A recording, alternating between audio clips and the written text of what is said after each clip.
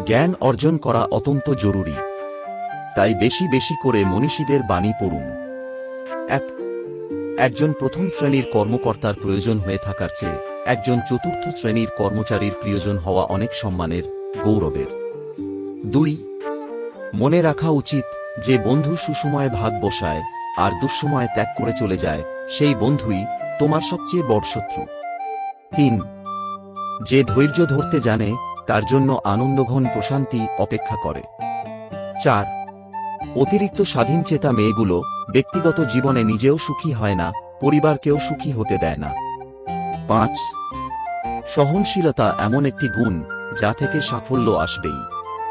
শ্রোতাগণ, আপনার কার উক্তি বেশি ভালো লেগেছে তা অবশ্যই কমেন্টে জানাবেন। আপনার লাইক এন্ড সাবস্ক্রাইব আমাদের উৎসাহিত করে ভিডিও তৈরি করতে। ধন্যবাদ।